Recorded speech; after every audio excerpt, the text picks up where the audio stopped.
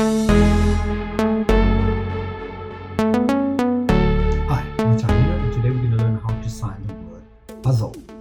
First, you make a U with both of your hands, and then you put it together back and forth twice. Puzzle. Puzzle.